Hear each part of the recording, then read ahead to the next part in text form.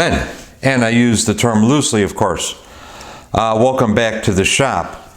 Besides the 69 that I've been rebuilding for a customer, I've been working on this.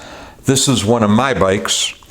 I decided to redo the exhaust system on it, so it's got a completely 100% fabricated exhaust. I didn't video any of that. It's just too much of a pain in the ass to video and build something like that. A tremendous amount of cutting, grinding, welding, test fitting, cut, grind some more. Some people will like it, some people won't. Really don't care. Didn't build it for anybody else, built it for me.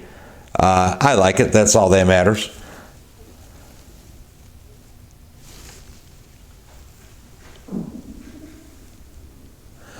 One of the other things that got redone in conjunction with this project was the sprocket cover.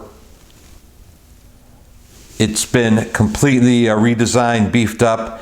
It's much more rigid and should supply a much more rigid mounting point for the kickstart lever, which was the whole point of it. The other one was kind of flimsy and it seemed to flex.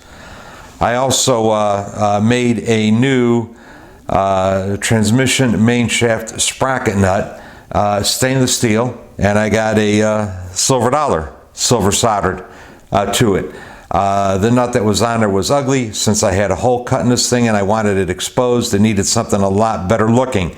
Anyway, that's what I ended up with. So that's it for this project for now. I think next month I'm going to redo the paint job on it. In the meantime, let's fire this bitch up and see what it does.